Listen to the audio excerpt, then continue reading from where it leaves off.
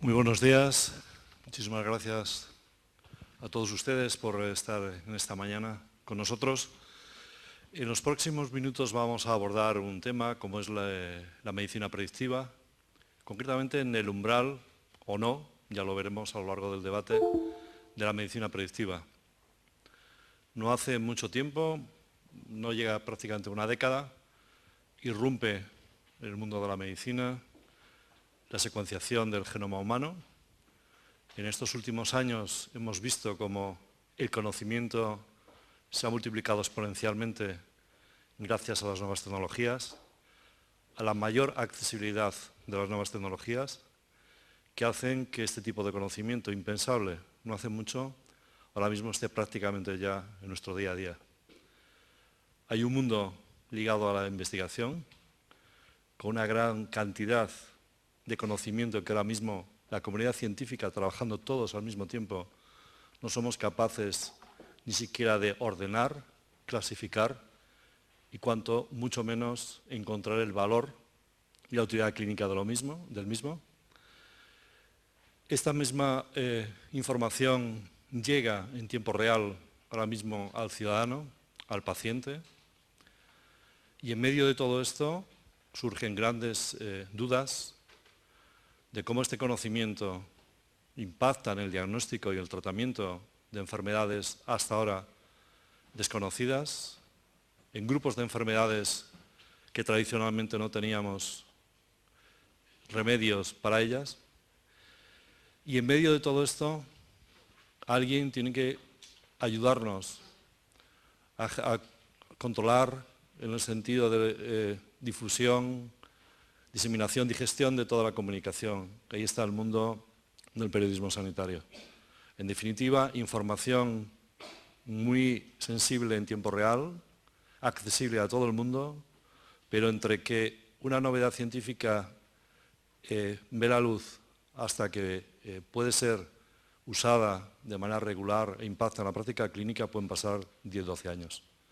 Los retos ahora mismo de la información, de la generación del conocimiento, de la validación del mismo. Y ya, para terminar y pasar a escuchar a quienes me acompañan en esta mesa, que yo creo que es lo más importante, el impacto en cuestiones éticas y legales de todo lo anterior. En definitiva, estos van a ser los temas que se van a abordar en esta mesa y que espero que encontremos respuestas a muchas de ellas. Muchas gracias, como digo, y continuamos la mesa.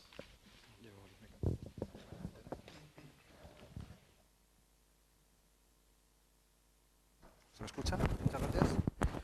Bueno, muchísimas gracias a Jaime, al Instituto Roche, a Anis, por todo el esfuerzo que habéis hecho para que haya conseguido llegar hasta aquí. Muchas gracias por haber venido, y sé que es complicado. Entre las muchísimas cosas que hago, además de escribir de biomedicina, es reseñar las películas cada viernes en Onda Cero Barcelona. Aquí me veis el viernes a punto de entrar en directo. Mi mujer y mis hijas dicen que estoy más guapo sin barba, vosotros lo podéis comparar ahora mismo. Quería haceros una brevísima introducción hablando de cómo el cine ha tratado la medicina predictiva, la medicina personalizada. Yo creo que todavía no hay esa gran película que explica lo complejo y todas las posibilidades que puede dar la medicina.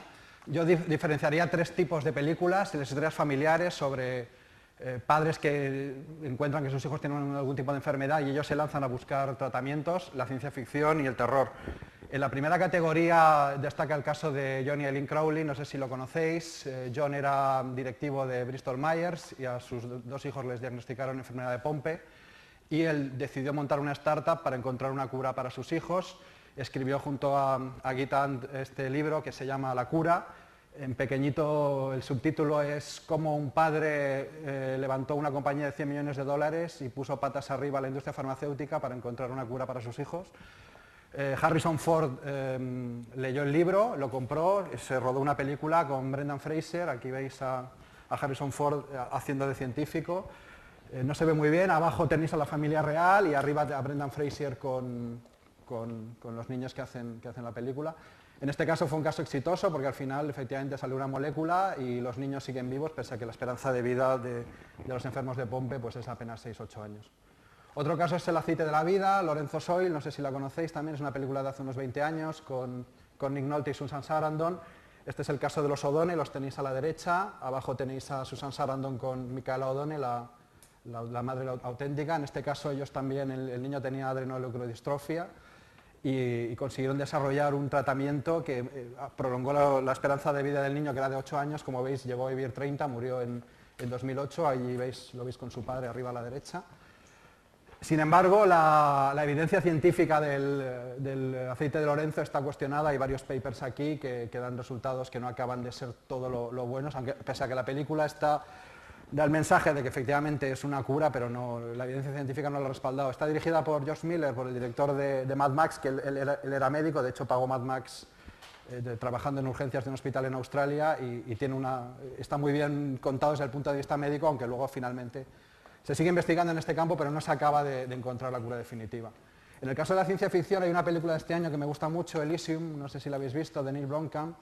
Es un mundo futuro, el que veis arriba a la derecha, en el que hay una medicina personalizada que lo cura todo, con una mala malísima encarnada por Jodie Foster, se parece sospechosamente a cierta presidenta del Fondo Monetario Internacional.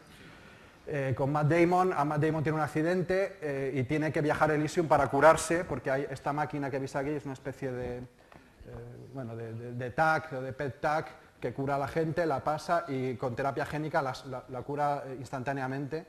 Es una película que me da mucho que pensar sobre eso, sobre esta medicina, nos la podemos asumir, en qué sentido, si habrá una medicina para ricos y una medicina para pobres. Aquí veis otra imagen de la película en la que están curando a una niña. Y probablemente la mejor película es Gattaca, que además es una sucesión de ADN, con las bases del ADN. Si veis los pósters también hay alusiones al ADN. Es una película extraordinaria, un poco en la onda de Un mundo feliz, explica muy bien un mundo en el que nacemos, te hacen una serie de test genéticos y te dicen vas a tener tanta prevalencia de corazón o de cáncer, y en función de eso te clasifican como apto o no apto. Esa historia de Ethan Hawke, que quiere ser astronauta y como tiene una serie de problemas genéticos no es candidato, y es como burla a todo este sistema para conseguir lograr sus sueños. Es una película muy interesante que os recomiendo ver. Luego ya en el campo del terror, pues os podéis imaginar todo tipo de historias de científicos locos. Este es el caso de Frankenstein, la secuela La novia de Frankenstein. Además, curiosamente he leído el libro recientemente, es un libro muy vigente sobre los límites de la investigación, de la ética.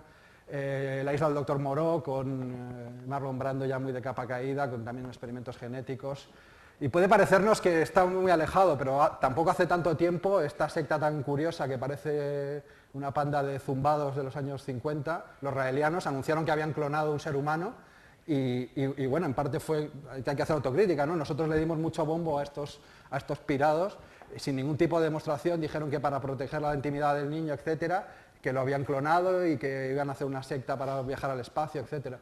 Y cuando a esta gente pues no deberíamos darle absolutamente ningún pábulo. Curiosamente hoy, si buscas, por ejemplo, Wang, el científico coreano, con clonación, te sale esto, ¿no? Y son mensajes que sin duda yo creo que equivocan a la ciudadanía. Como veis, los temas, bueno, ya digo, falta la gran película, hay muchos temas a debate, como ha comentado Jaime.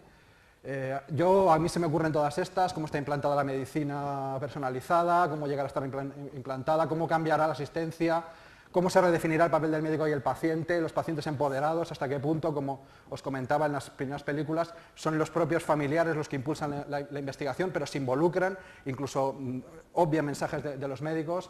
Muchas más preguntas, test genéticos, qué hay de realidad y qué hay de fraude. Por desgracia en Internet encontráis cantidad de fraudes. Muy importante cómo formar a la ciudadanía anómicas, los aspectos éticos y bioéticos que me apasionan desde el punto de vista de la investigación, el manejo de los datos genéticos. ¿Qué información queremos saber? Ahora que han nacido mis hijas, yo no sé hasta qué punto querría saber si van a tener mayor o menor tendencia a determinada enfermedad. No sé, es un tema muy complicado. Para hablar de todos estos temas vamos a tener a Carmen Ayuso, la jefa del Servicio de Genética del Instituto de Investigación Sanitaria de la Jiménez Díaz. Nos va a hablar del presente y del futuro de la medicina personalizada. Pilar Nicolás nos va a hablar, de investigadora de la Cátedra Interuniversitaria de Derecho y Genoma Humano de la Universidad del País Vasco, nos va a hablar de estos aspectos éticos que os digo que me apasionan. Y David, al que todos conocéis, pues nos va a hablar del punto de vista periodístico. Nada, tengo mi blog de cine, si queréis echarle un vistazo. En Pinterest, en la galería, tengo varias galerías de cine, por si queréis ver, y en Twitter me tenéis localizado. Muchas gracias.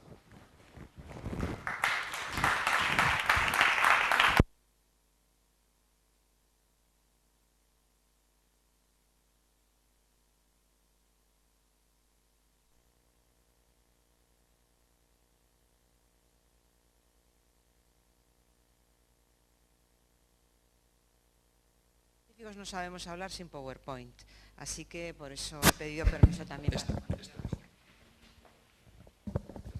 Gracias. Bueno, lo primero que merece la pena es ver un poquito qué es esto de la medicina predictiva, qué llamamos medicina predictiva. Y es el campo de la medicina que nos permite predecir la probabilidad de que ocurra una enfermedad. Y una cosa muy importante es que ocasionalmente además podemos hacer algo, no siempre, ¿eh?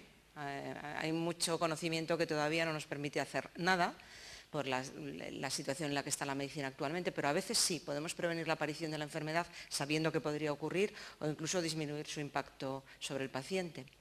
Y aunque tenemos muchísimo, ya lo ha comentado Xavi, las ómicas, mucho conocimiento sobre posibilidades de cambios que ocurren en el organismo de los pacientes, también las técnicas de imagen que nos permiten detectar, por ejemplo, un aneurisma cerebral antes de que el paciente sospeche que le va a ocurrir algo, o un tumor incipiente antes de que el paciente tenga ningún síntoma. Realmente eso no es predictivo porque la enfermedad ya está. Lo más predictivo es la genómica, porque la genómica nos está diciendo que esa persona tiene algún cambio genético que le hará en el futuro desarrollar una determinada alteración. Nos apoyamos en herramientas diagnósticas de la genómica para hacer diagnósticos, y voy a mencionar los más importantes, que son diagnóstico de predisposición de riesgo o presintomático predictivo, y luego diré qué es la predisposición y qué es, o el riesgo, y qué es el predictivo de verdad. Podemos decir que una persona tiene una alta probabilidad de desarrollar una enfermedad, o podemos decir que una persona realmente va a desarrollar una enfermedad. Depende de qué tipo de cambio genético y qué tipo de enfermedad. Luego hay otro tipo de diagnóstico de portador. Todos los que estamos aquí portamos bastantes enfermedades genéticas, las portamos pero nunca las desarrollaremos. Si elegimos la pareja adecuada para tener hijos, esa persona aportará otras distintas y por tanto nuestros hijos no tendrán problemas como los que ha mencionado Xavi de estas películas. Pero tal vez el saber si uno es portador o no puede ser de mucha utilidad a la hora precisamente de ver si la pareja tiene lo mismo o no.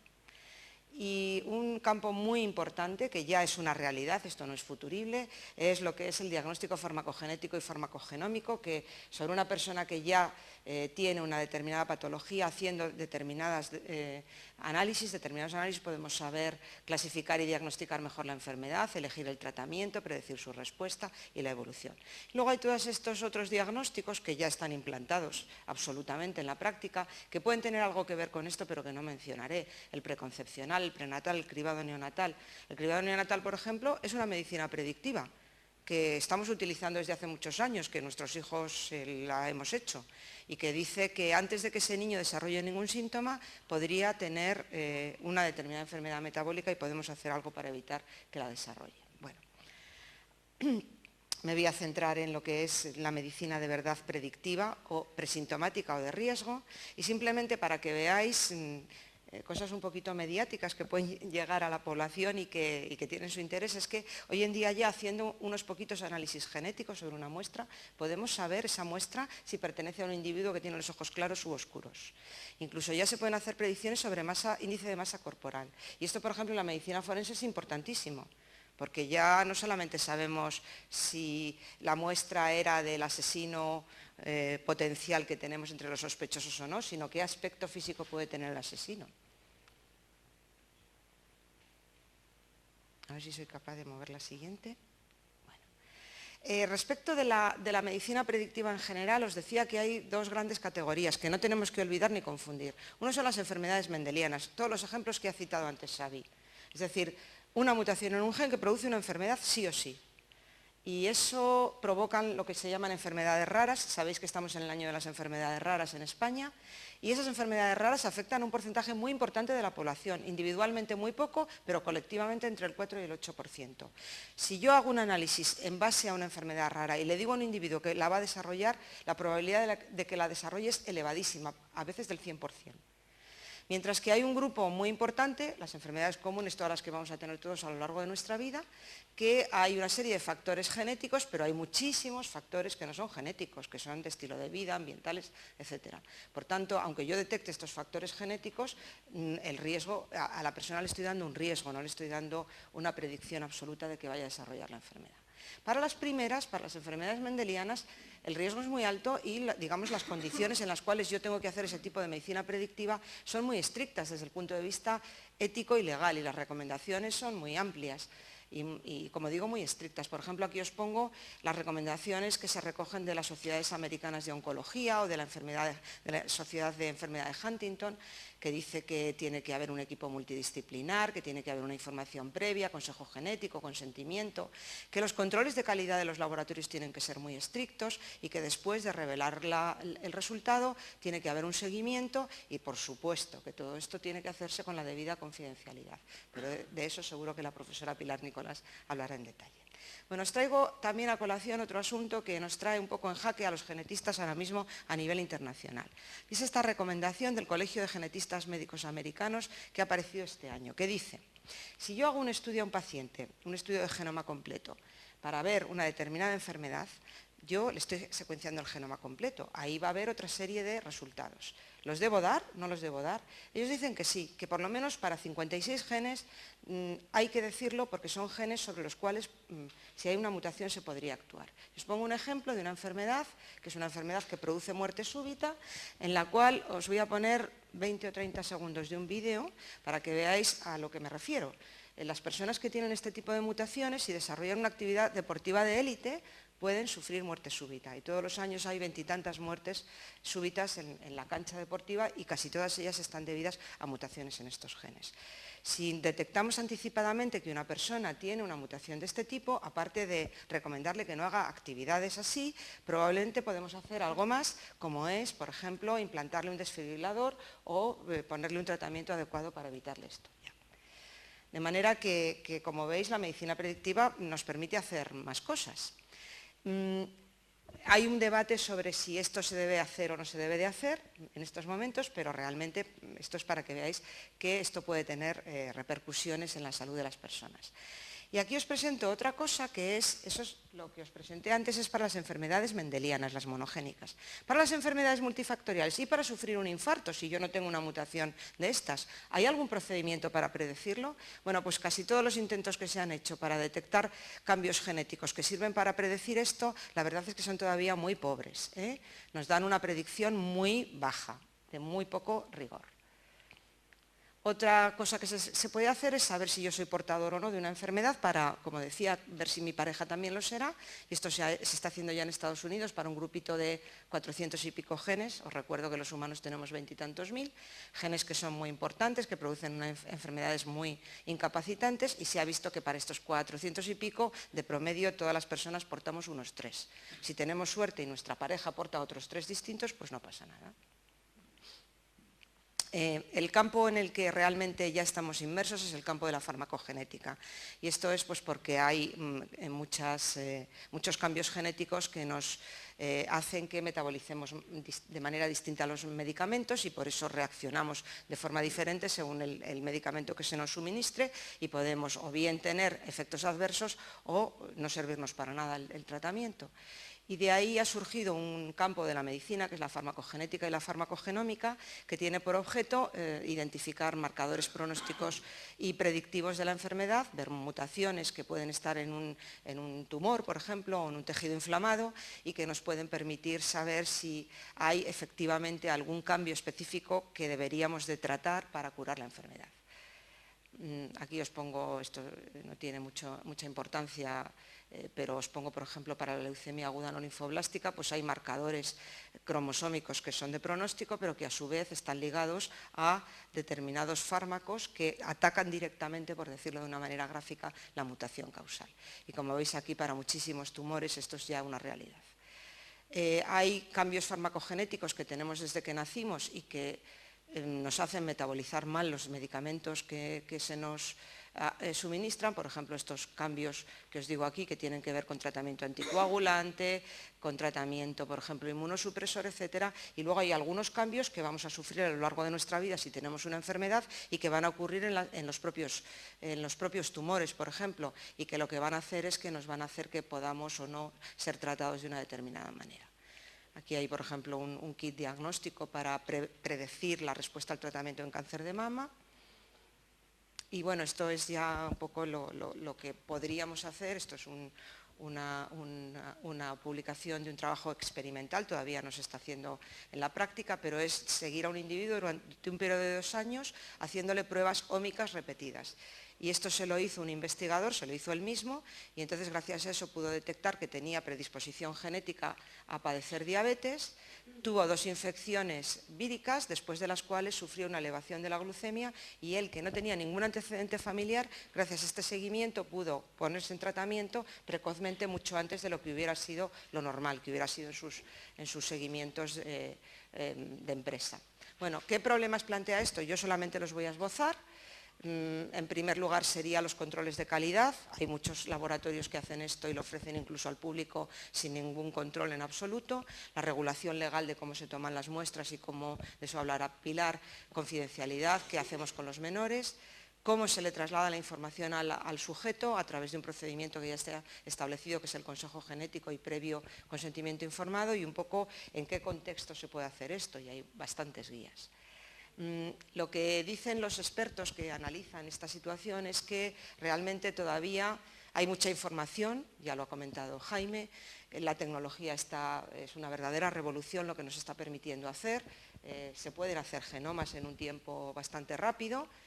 No hay suficiente formación ni siquiera de los propios profesionales, ni de los gestores, ni del público en general. Por tanto, lo que tenemos que hacer es intentar paliar estos problemas con recursos, con análisis y control de lo que se está haciendo y con formación e información tanto a los profesionales y los gestores como desde luego a la sociedad.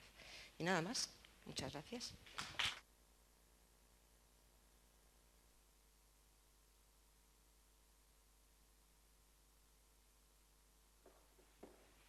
Bueno, pues buenos días. Primero, muchas gracias por la invitación a participar en el Congreso y especialmente al Instituto Roche, que es quien me ha invitado particularmente en esta sesión. Y yo quiero trasladar fundamentalmente 3 ideas. La primera es si frente a este panorama que Jaime y Carmen han expuesto, es necesaria una respuesta del derecho porque existen unos riesgos sobre los que hay que proteger a los ciudadanos frente a esta especie de revolución en la medicina. ¿Es necesario esto? ¿Hay unos riesgos específicos? ¿Hace falta que el legislador intervenga? La segunda cuestión es, ¿efectivamente se ha dado esta respuesta? ¿Qué mecanismos legales se han articulado? Y la tercera es, ¿son suficientes? ¿Se plantean retos a los que es preciso atender? ¿Qué peligros siguen existiendo o pueden seguir existiendo toda vez que existe ya esta protección jurídica? ¿O va a haber que hacer algunas modificaciones en el futuro, puesto que nos encontramos en un ámbito en constante evolución y que puede plantear algunos problemas que ahora a lo mejor ni nos imaginamos? Esos son los 3 puntos. En cuanto al primer punto, ¿qué retos jurídicos, qué retos legales y éticos puede plantear este panorama? Me gustaría empezar señalando que la preocupación por las implicaciones éticas y legales de los análisis genéticos, de la medicina predictiva, ha sido una constante desde, por ejemplo, un hito fundamental en el desarrollo de la genética, de la investigación en genética, como fue el proyecto Genoma Humano en Estados Unidos, que empezó en el 93. En este proyecto, que fue un proyecto que contaba con un presupuesto muy importante, se destinó un 5%, que es una cantidad muy elevada, a lo que se llamó el programa ELSI, Ethical, Legal and Social Issues. Y desde entonces, con este acrónimo ELSI, se ha venido aludiendo al estudio de todas estas implicaciones en diferentes proyectos de investigación o programas asistenciales. De manera que se ha vuelto un acrónimo muy conocido y que se utiliza incluso ya en España para hacer alusión a esta reflexión. Bueno, pues esta preocupación inicial que partió de los propios científicos, de los propios investigadores, se amplificó y ha llegado incluso a merecer atención de organismos internacionales que han dictado normas que, aunque no son jurídicamente vinculantes, sí tienen un valor moral y tienen un valor indirecto para las legislaciones muy importantes. Por ejemplo, en el año 2003 la UNESCO publicó una Declaración Internacional sobre los Datos Genéticos Humanos, o sea, sobre este tema en particular, con un ámbito geográfico mundial, ¿no? Y como digo, aunque su fuerza jurídica no es directamente vinculante, su influencia desde luego se ha visto marcada claramente, por ejemplo, en la legislación española, que trae casi literalmente algunos preceptos de aquella declaración. Ha habido otras iniciativas muy importantes también en el nivel internacional, como en el Consejo de Europa, que ha sido una institución muy activa en este ámbito, con recomendaciones y también con convenios y protocolos a estos convenios que se hacen notar también en las legislaciones nacionales. Y desde luego en los diferentes países europeos existen casi todos algún tipo de normativa que regula la medicina predictiva, bien con leyes específicas o bien con previsiones en leyes más generales. ¿Por qué se ha prestado esta atención a este nuevo panorama tecnológico? Fundamentalmente por las características de los datos genéticos. Desde el punto de vista biológico, como ha explicado Carmen, ¿no? O se ha deducido de sus explicaciones, el paciente ya no es solo el individuo, pasa a ser una familia, ¿no? La información genética que más preocupa es la que se hereda, ¿no? Y por lo tanto esto podría hacer tambalearse el concepto de titular de la información. ¿Qué derechos tiene el sujeto fuente del que procede la muestra que se analiza frente a los derechos del resto de las personas que pueden compartir esta información? Si es una información tan necesaria y tan importante para investigación, para hacer estudios, donde la asistencia y la investigación se mezclan en sectores en los que ya no es tan fácilmente delimitar hasta aquí llego a un diagnóstico, a partir de aquí estoy investigando, esta muestra la uso para diagnóstico, pero también para investigación.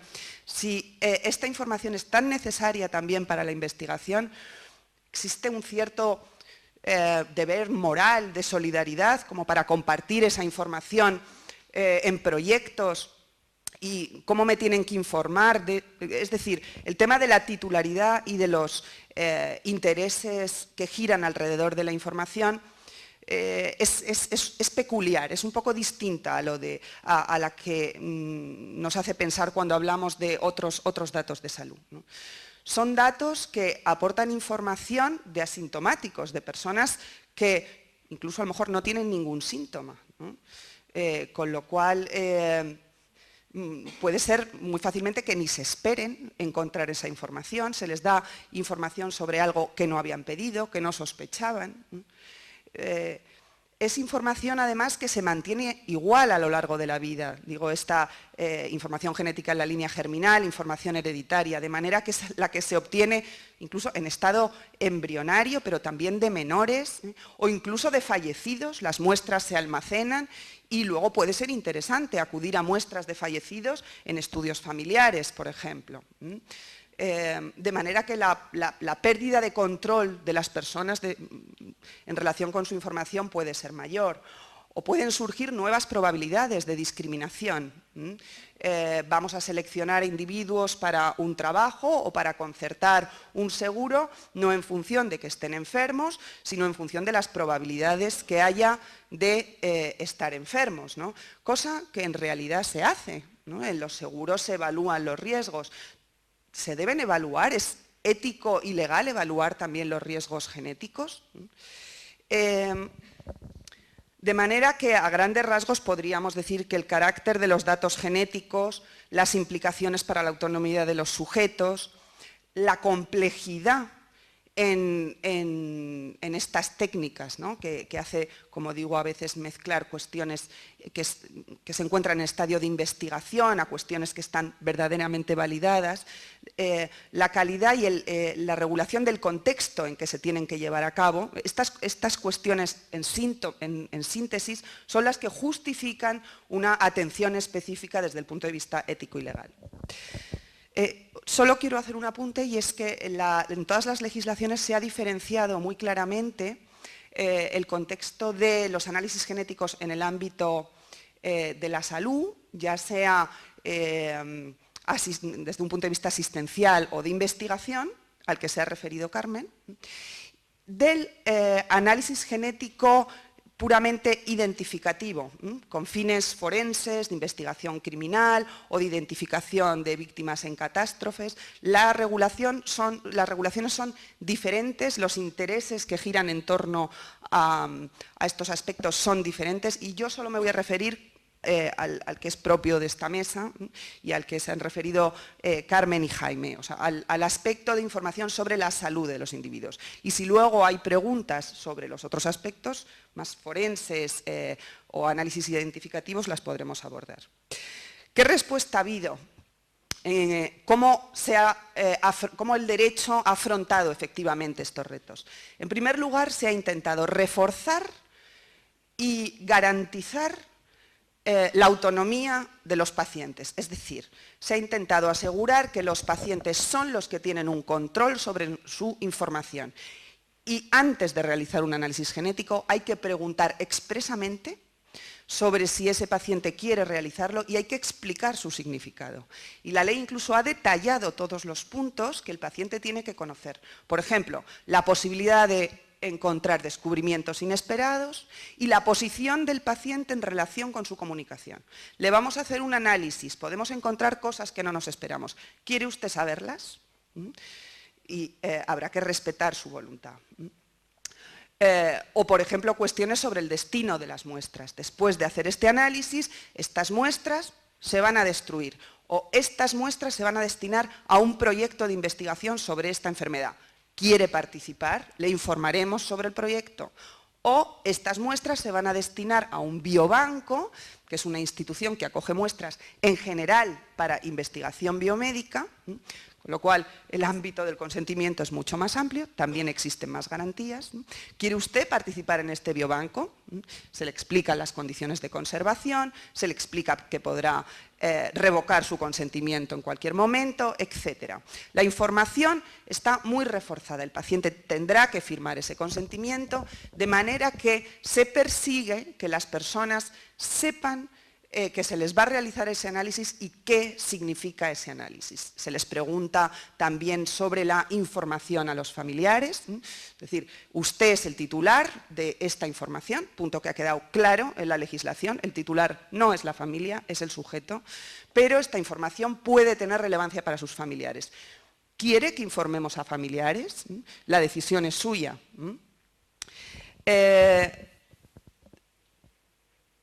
Se ha regulado también de manera muy minuciosa el control del material biológico. Las muestras biológicas en sí mismas no son datos, por lo tanto, en principio no entraban dentro de la regulación de protección de datos. No son datos hasta que no se analizan, pero son soporte de toda la información genética. La nueva regulación ha asimilado la protección jurídica de las muestras biológicas a la que dispensa nuestra legislación a los datos de salud. Y se ha regulado las condiciones de almacenamiento, las condiciones de circulación de las muestras entre hospitales, centros de investigación, biobancos, etc. Y se ha impuesto la obligación de que toda la investigación con las muestras tiene que ser sometido a la evaluación de un comité ético de investigación. Tradicionalmente los comités éticos de investigación en España se dedicaban a evaluar ensayos clínicos. Sus competencias se han visto aumentadas y ahora también la evaluación de proyectos con muestras, cuando se van a hacer análisis genéticos, entran dentro de sus competencias. Y finalmente, ¿qué queda por hacer o qué retos hay que concretar? ¿Qué cuestiones siguen siendo polémicas? En primer lugar, aunque la legislación sobre análisis genéticos, es la Ley de Investigación Biomédica del año 2007, menciona la necesidad de que los análisis genéticos se lleven a cabo en un contexto adecuado de consejo genético, lo cual significa profesionales acreditados, centros adecuados, todo información anterior y posterior a los análisis, etc. aunque, como digo, esta previsión estaba incluida en la legislación, también había una previsión de desarrollo normativo en detalle de este contexto, de esta organización. Esto todavía no se ha llevado a cabo y esto puede plantear diferentes tipos de problemas que luego podemos debatir, ¿no? Es decir, cómo se tiene que organizar el servicio de análisis genético, cómo tienen que estar acreditados los profesionales, qué métodos de control tiene que haber sobre los centros, etc. Otro punto que yo creo que va a ser fundamental en el futuro y que tiene algunos flecos un poco conflictivos es la necesidad de la circulación internacional de los datos. Por una parte en investigación, y Carmen sabe mucho más de esto que yo, como los proyectos desde luego tienden a ser internacionales, es imprescindible la colaboración con científicos de otros países, la creación de bases de datos internacionales y esto plantea muchos problemas también desde el punto de vista jurídico, porque hay que pedirle al sujeto un consentimiento para cada cesión en concreto, se pueden articular otras garantías para su confidencialidad, pero que a la vez agilicen el sistema de circulación de los datos. De manera que la internacionalización de los datos me parece que es un reto sobre el que hay que trabajar mucho todavía. Como he dicho, el del Consejo Genético igualmente. La regulación de la prohibición de la discriminación tampoco ha sido concretada. Hay una prohibición general de discriminación por razones genéticas, pero muchas veces es difícil concretar esta prohibición. Es decir, que desde el punto de vista jurídico, tratar de manera desigual a quien es desigual no es ilícito. La discriminación formal no es ilícita. Lo que es ilícita es la discriminación material, es decir, cuando no hay una justificación para ese trato desigual. De manera que una prohibición general de discriminación necesita una reflexión más profunda. Vale, ante situaciones que son desiguales, en concreto, ¿cuándo es lícito tratar a las personas de forma desigual o cuándo no? Hay algunos países que ya tienen regulación concreta, por ejemplo, sobre discriminación genética en contratación de seguros. Y hay diferentes opciones. Por ejemplo, pues cuando el seguro suponga una cobertura excesivamente elevada, prevea pagos que tienen un nivel económico muy alto, bien, estaría justificado hacer análisis genéticos, por ejemplo. En otro caso no. Hay diferentes opciones. Hay países que han establecido una moratoria de momento. No vamos a hacer análisis ni vamos a utilizar datos porque es información que todavía no sabemos manejar bien.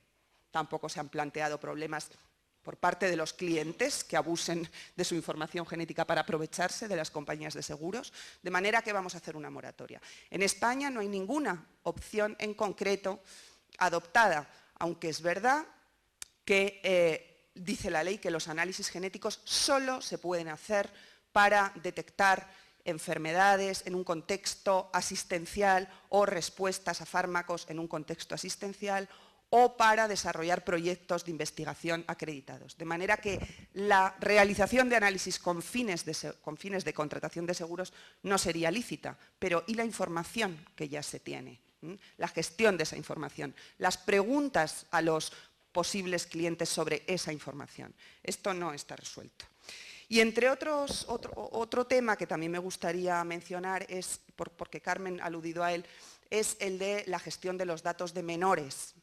Es verdad que se permite hacer análisis asistenciales a menores cuando consienten sus padres, sus representantes legales, y el objetivo es beneficiarles a ellos o a las familias, porque hay que hacer un consejo genético familiar, esto es verdad, ¿no? Pero digamos que la trascendencia de esa información hace pensar en que lo más adecuado es limitar esos análisis para que sea el menor, cuando alcance la mayoría de edad, quien decida por él mismo si debe someterse o no a esos análisis. De manera, no prohibición, pero sí limitación. Y lo mismo en la investigación. Está permitida la investigación con muestras y con datos de menores, pero la gestión de estos datos está planteando varios problemas en los comités de ética cuando tienen que a probar cuestiones como, por ejemplo, si es necesario recontactar con el menor cuando alcance la mayoría de edad para explicarle que está participando en un proyecto de investigación, que sus datos están allí almacenados, que puede ser él quien ejerza sus derechos. Y finalmente, y ya termino, no sé si me he pasado de tiempo o termino ya sin más, 1 minuto. Vale, el último apunte. Pueden plantearse también cuestiones relativas a la responsabilidad jurídica de los profesionales involucrados en estos análisis. El año pasado, bueno, primero quiero decir que ni mucho menos hay una avalancha de sentencias, ni de demandas, ni nada. O sea, lo que voy a comentar ahora es anecdótico, es totalmente anecdótico. Pero bueno, es una muestra de cómo puede evolucionar el tema, ¿no? El año pasado hubo una sentencia de la Audiencia Provincial de Madrid, por cierto está comentada en la web del Instituto Roche, está el link a la sentencia y hay un comentario, en relación con un error en el diagnóstico en fibrosis quística. El caso fue que una pareja con un hijo sano tuvo un sobrino con fibrosis quística y acudió a consulta para que se estudiara si los dos padres eran portadores y por lo tanto corrían el riesgo de tener un segundo hijo con fibrosis quística. Y esto, Carmen, luego lo explicas tú mejor. Bueno, el caso es que el diagnóstico fue que el padre era positivo, era portador y la madre era negativa. Tuvieron otro hijo que nació con fibrosis quística. De manera que se volvieron a repetir los análisis y resultó que es que también la madre era portadora de fibrosis quística. Bueno, en la sentencia vienen más detalles sobre el proceso de análisis. Pues se condenó al hospital no por el nacimiento del hijo, que evidentemente los tribunales no consideran un daño, el nacimiento de un hijo, y además tampoco hay una relación de causalidad entre el nacimiento del hijo y la omisión del diagnóstico o el error en el diagnóstico. El hijo nació por otras razones, por otras causas, ¿no? Se condenó por pérdida de oportunidades por parte de los padres. Con ese error en el diagnóstico se privó a los padres de la capacidad de decidir si iban a tener o no el hijo, si iban a acudir a reproducción asistida, incluso si decidían interrumpir el embarazo. Esa pérdida de oportunidades que puede venir de o la ausencia del ofrecimiento de un diagnóstico o un diagnóstico erróneo, fue el fundamento que el tribunal entendió que justificaba la responsabilidad. De manera que a la vez que nos encontramos en unas grandes posibilidades, ¿no? Unas nuevas posibilidades que ofrece la medicina, el otro lado es que se crean unos derechos y unas expectativas cuando se van incorporando a los sistemas de salud. A la vez que se incorporan, se generan derechos y expectativas por parte de los pacientes. Y luego hay otros retos que no son propiamente jurídicos, como por ejemplo, bueno, que luego aludiréis a ellos, ¿no? La información a los ciudadanos, la formación de los miembros de los comités de ética, etc. Pero bueno, creo que he hablado mucho ya.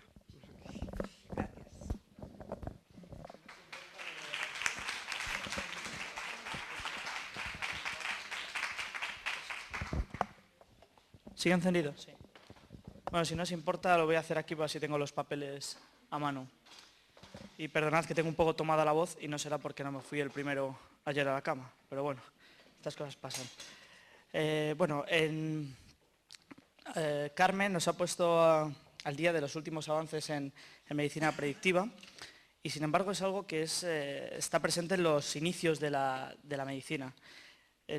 Quería citar aquí un trabajo de José María Segovia de Arana que recordaba que esto siempre ha sido así y ahora estamos en la última evolución de este asunto. Y decía, siempre se ha querido relacionar la constitución de un individuo con la presentación de ciertas enfermedades. La medicina antigua estuvo dominada por la teoría filosófica de los 4 humores, la sangre, la flema o pituita, la cólera o bilis y la melancolía o atrabilis. Estos humores estaban relacionados con los 4 elementos que constituían la cosmogonía primitiva, que eran la tierra, el fuego, el agua y el aire. La enfermedad estaba producida por el desequilibrio de los elementos fundamentales, de los humores que componen el cuerpo, y según fuera el desequilibrio se producían temperamentos diferentes, sanguíneo, flemático, colérico o melancólico, cada uno de los cuales desembocaba en enfermedades propias. El tratamiento, en todo caso, consistía en restablecer el equilibrio, evacuando los humores sobrantes o malos humores, mediante sangrías, purgas, vómitos o sustancias diaforéticas. Quiero decir que esta es una vieja aspiración de la medicina que ahora estamos viendo cómo parece que se puede hacer realidad. Yo voy a hablar un poco de cómo los medios de comunicación transmitimos... mira, no había puesto el cronómetro para estar al tanto. Bien. Cómo transmitimos estos avances y cómo cumplimos nuestra función de ser un poco de trasladar a la sociedad lo que se está gestando ahora mismo en los laboratorios. Y en realidad esto suena mucho a medicina del futuro y se califica bajo ese epígrafe, y sin embargo el ser humano es nefasto haciendo predicciones de futuro. O sea, cada vez que ha intentado anticipar, ya en el siglo pasado decíamos, ¿no? En el 2000 nos desplazaremos en coches voladores y tendremos telequinesia y llevaremos como unos trajes de neopreno ahí horribles. Y en el campo de la medicina, pues nada, nos pasará como veíamos en la película Elysium, que nos meteremos en una máquina y en el peor de los casos unos nanobots nos entrarán por el cuerpo y se van a la zona afectada y lo reparan todo. Es obvio que los avances no se trasladan tan rápidamente a la sociedad. Y sin embargo, cuando los medios hablamos de cosas como la secuenciación del genoma o de terapia celular, sí el mensaje que cala un poco en la sociedad es que esto va a llegar mañana, que mañana vamos a tener un aluvión de enfermedades que se van a curar y se lanzan como las campanas al vuelo, ¿no? Tenemos cierta tendencia a la euforia y a lo que llamamos nosotros al vendeburras, ¿no? Y eso es cierto, porque cuando en el año 2000 se secuencia por fin el código genético, parece que es que ya teniendo el libro de instrucciones de la vida vamos a poder tratar todo tipo de enfermedades. Y realmente me decía un investigador al que entrevisté hace unos años, me decía, a ver, tenemos el libro de instrucciones. Bien, también tú puedes tener, si ahora nos traen el libro de instrucciones de un reactor nuclear, que a lo mejor ocupa como 7 Biblias así una encima de otra, pues lo podemos leer y ahí está, ahí pone cómo funciona, pero no podemos hacer nada, no sabemos cómo interpretar esa información. Y en el tema de la genética pasa igual, cada vez que veo una información que dice, no, descubren un gen, esto es muy típico, descubren un gen relacionado con el autismo. Bueno, muy bien. Pero, excepto en las enfermedades monogénicas que hablábamos, donde hay una clara relación de un gen implicado, en otras el tema es mucho más complejo y a veces damos un mensaje simplista. Quiero decir, el hecho de que haya un gen implicado no quiere decir que actuando sobre ese gen, suponiendo que fuese fácil actuar sobre ese gen, que eso está por ver, solucionaríamos el problema. Porque los genes, primero que puede que haya muchos genes implicados, y esos genes interactúan entre sí y es una combinación de factores, además luego de los factores externos. Con lo cual el tema es mucho más complejo de lo que a veces hemos pintado en los medios de comunicación. Y esto, en información relativa a la terapia génica, a la genética en general o a la terapia celular, si miramos un poco a la sociedad, pues podremos decir que hemos fracasado, ¿no? Porque lo que hay ahora mismo es un cacao terrible y más en el tema de las células madre con los posibles dilemas éticos que eso suscita. Y después, ¿lo hemos hecho bien? Pues quizá no, porque ahora mismo si saliésemos ahí a la calle a preguntar como las teles ahí con las encuestas al ciudadano, pues la gente diría auténticas burradas. Entonces tenemos que intentar corregir esa desinformación, porque al final, amén del pecado que en sí que es no cumplir nuestra función de informar, sino hacer todo lo contrario, está el que estés jugando con las falsas expectativas en los pacientes, que se crean que la enfermedad de su hijo va a tener una solución inmediata y todos sabemos que probablemente los niños que hoy nacen con según qué enfermedades pues morirán y será otra generación la que se beneficie de ciertos avances. Pero sí que están pasando cosas, lo vais a contarlas pues como son. Lo que pasa es que la clave, habría una pregunta que yo lanzaría es, si las contásemos como son, ¿realmente serían noticia? ¿Las querrían publicar en nuestros periódicos? Y a eso también hay que sumar el problema que ayer en la mesa más periodística que hubo, ya comentaba Beatriz Lozano de Farmaindustria, que nos estamos enfrentando al mayor momento de crisis de los medios de comunicación y concretamente los medios de comunicación especializados en salud. No hace falta que os lo cuente, pues ya sabéis todos los males que hay, pero claro, si tenemos una información muy compleja relacionada con la medicina personalizada, con la genética o con la farmacogenómica, y tenemos por arriba a gente que no siempre sabe de qué estamos hablando, casi nunca sabe de lo que estamos hablando, Pero si por abajo también tienes a otro, porque las circunstancias del mercado han hecho que el que tenga que escribir sobre eso, sea alguien, el de arriba puede no tener ni idea, pero cuando el de abajo no tiene idea, y eso está pasando ahora mismo en los medios de comunicación, por desgracia, pues el resultado, suponiendo que se publique, que ya lo veo complicado porque no lo va a saber vender, el tema, el de abajo, va a soltar ahí, pues puede ser terrible. También hablamos de los medios escritos, que todavía tienen un poco más de cuidado con estas cosas. Si hablamos de la radio y la televisión, es para echarse a temblar. Y quiere decir, ¿no es posible que esto se trate con seriedad en un telediario, en un programa de radio? Sí, lo que pasa es que no hay voluntad. Quiere decir, en una tertulia de radio se podrían llevar varios expertos como los que tenemos aquí y hacer un buen debate sobre estos temas y contarlo bien. Es cuestión de que el portavoz lo cuente bien y sea alguien un poco que se exprese con cierta claridad. Y se podría trasladar una buena información. Y en la tele, que tiene sus limitaciones de tiempo y demás, pues es obvio que si en lugar de dedicar el tiempo a tonterías del corazón, al fútbol o a las piedras que se lanzan los políticos, pues sí que se transmitiría, pero eso no va a pasar. Ya está, seamos realistas, eso no va a cambiar del día a la noche. Entonces, bueno, por donde se puede meter mano a esta información es en la prensa escrita, por lo menos intentemos hacerlo bien y hacer autocrítica. Yo me he estado mirando, cuando vi que tenía que hacer la presentación, estuve mirando un poco qué se había publicado en este año 2013, lo que llamamos de 2013, y me miré medios especializados, nacionales y de todo tipo. Y bueno, sí que hay muchas referencias a la medicina predictiva, a la medicina personalizada, pero al final se queda en la espuma de la cerveza. O sea, lo lees y esto además es como un bucle, porque ya, no, la medicina personalizada, la medicina del futuro, abre las puertas a una medicina individualizada. Todos esos tópicos se repiten una y otra vez, como en su día se repetían pues, con la terapia celular o los inicios de la terapia, de la luego frustrada terapia génica. Y los medios nos encanta, o sea, revoluciones hemos hecho todas las que quieras, tú lo sabes bien, o sea, hemos tomado la Bastilla, la nueva revolución contra el cáncer, y claro, al final luego la revolución llega, pero llega como llega, que es con cuentagotes y con aspectos muy concretos. Y en ese tratamiento un poco superficial del tema que nos aborda, pues se echa de menos, por ejemplo, hay afirmaciones que se dan por ciertas. Decimos, el hecho de contar con una medicina personalizada donde a un paciente se le dé el fármaco que le va a hacer efecto y no uno que no le va a hacer efecto, pues evitará efectos adversos y tendrá las consecuencias. Hay, según algunos estudios, en España se producen entre 15.000 y 20.000 muertes anuales debido a efectos adversos o a malas interacciones con los fármacos. Cierto, eso se podría evitar. Pero bueno, también es que introducir en el sistema sanitario este nuevo concepto, este abordaje de una medicina personalizada, pues implica mucho más, porque dice, no, ahorraremos porque no se morirá esta gente y luego, o los efectos derivados de tomar malos fármacos o darle un fármaco carísimo contra el cáncer, por ejemplo, a una paciente o un paciente al que no le va a hacer ningún efecto. Bien, pero eso no es tan sencillo, porque eso queda muy bonito, pero se echan en falta estudios y análisis profundos sobre si esas cuentas salen así, porque claro, introducir o cambiar este paradigma de los tratamientos implica muchos gastos, porque si estamos hablando, creo que comentaba Carmen, el estudio con el paciente al que se le estuvo haciendo test genéticos con cierta periodicidad durante 2 años, pero ¿cuánto vale eso? ¿Se puede hacer eso? O sea, vamos a ver si estamos en la España de hoy, donde se está un poco entre desmontando para unos y transformando nuestro sistema sanitario para otros, donde no se puede pagar a un señor el menú del día y estamos hablando de que se le van a hacer pruebas genéticas a Tokiski. Pues no lo sé, se harán si eso ahorra costes, pero para que alguien se plantee seriamente dar ese paso, la sociedad tiene que entender que haciendo eso se ahorrarán costes. Y la sociedad, y no me refiero a la sociedad, entendemos pues todos los gerentes de hospital y toda esa gente, o sea, quiero decir que a veces todos estos avances que se están haciendo se quedan en el ámbito de los congresos médicos y no se trasladan entre otras cosas, por esas circunstancias nefastas del sector de las que venía hablando antes. Quiero decir que hay que poner un debate serio sobre la mesa y luego también, por ejemplo, no es solo eso.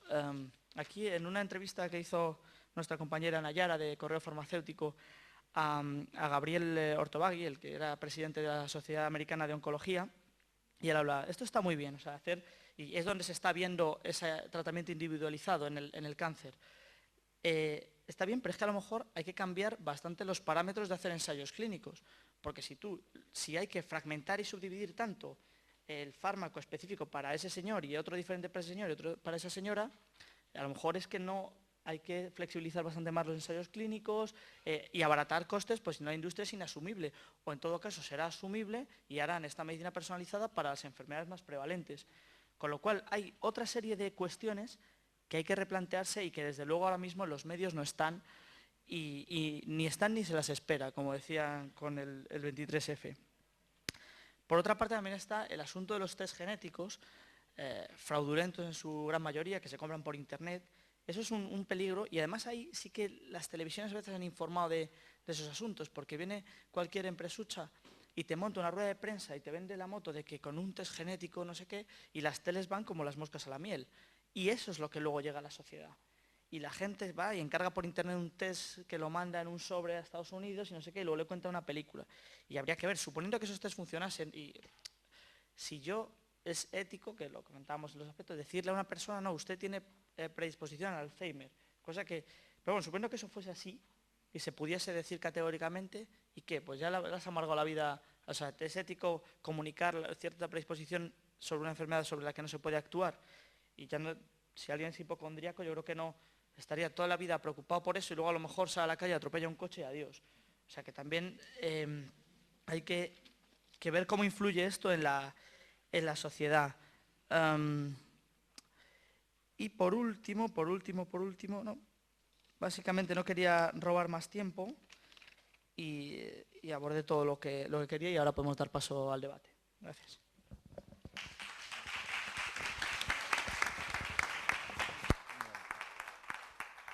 En torno a lo de las expectativas, me acuerdo cuando Clinton presentó el genoma, el que le hacía el discurso se ganó el sueldo aquel día, dijo una frase mítica: algún día el cáncer será solo una constelación en el cielo. Yo no sé qué pensáis vosotras, cuántos años pasará hasta que de verdad el cáncer sea algo tan remoto, ¿no?, como una constelación. Pasando a la Tierra, tenía curiosidad para ver cómo veis vosotras, cómo tratamos nosotros los temas de medicina predictiva, personalizada. Comentabais que falta formación, falta información, pero de la poca que podemos dar, ¿cómo la abordamos?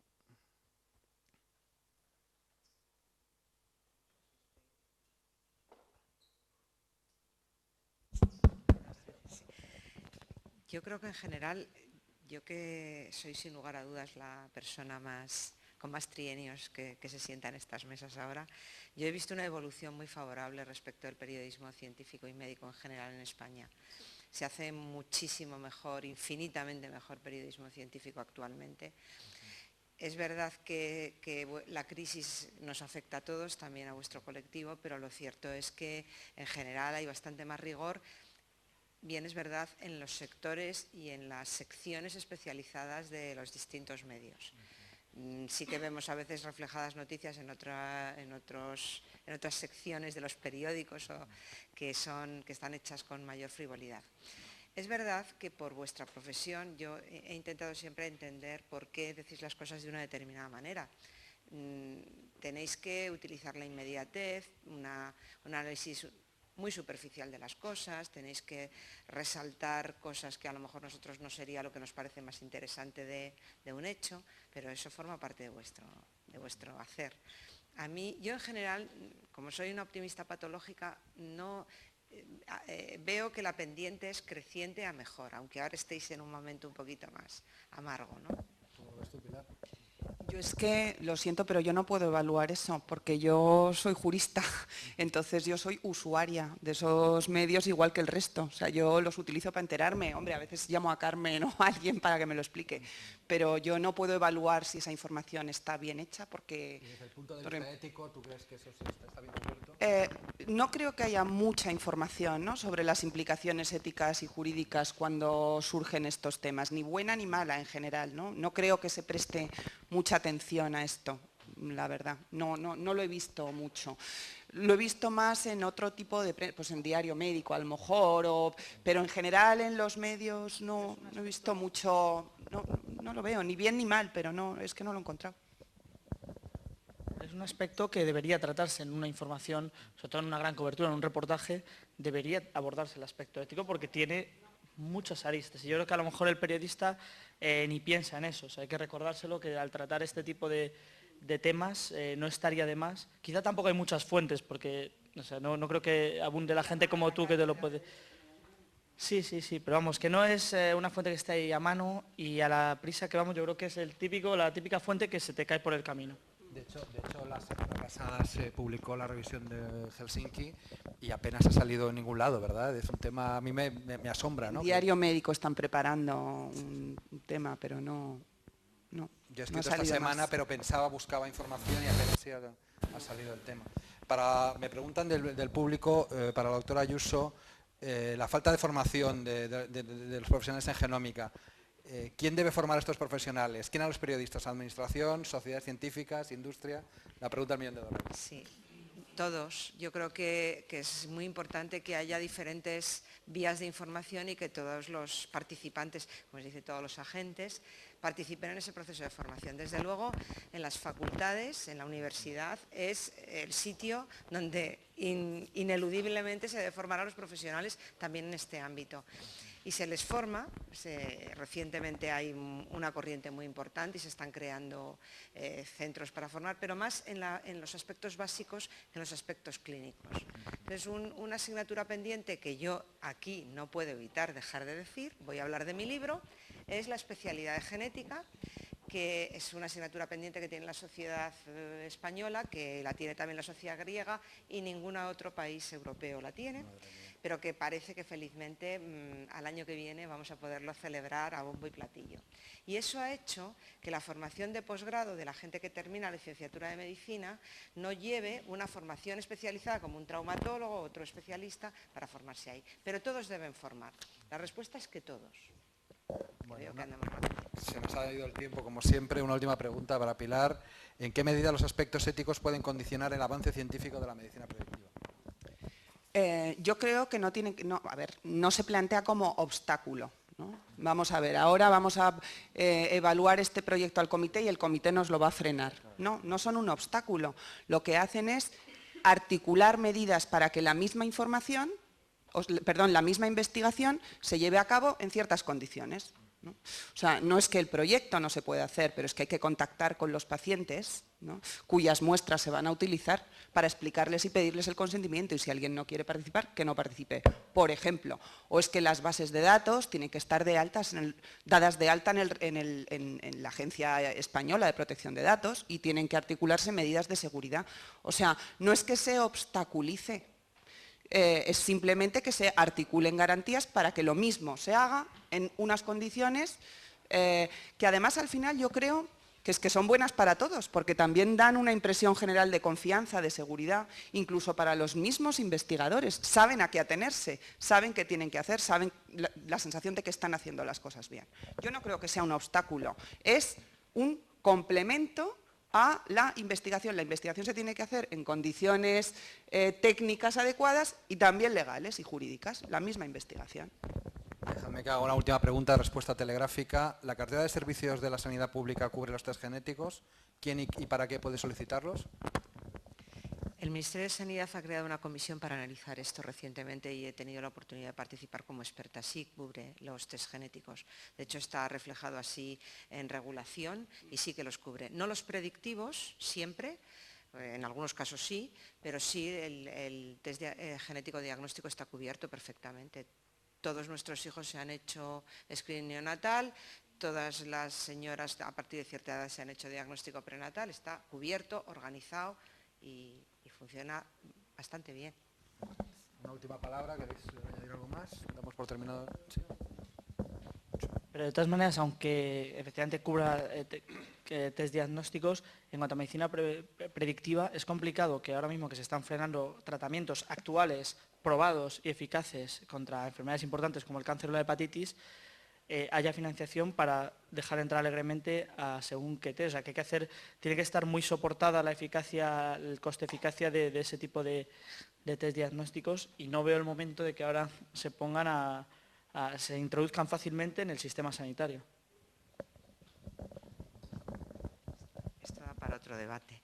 Hay herramientas, tú lo has dicho, de análisis de coste-eficiencia. De hecho, las agencias de evaluación de tecnologías sanitarias se dedican a hacer esto, que analizan cuando aparece un nuevo test predictivo, analizan exactamente esto para ver si puede ser cubierto o no por la sanidad. Eso ocurre en casi todos los sistemas públicos.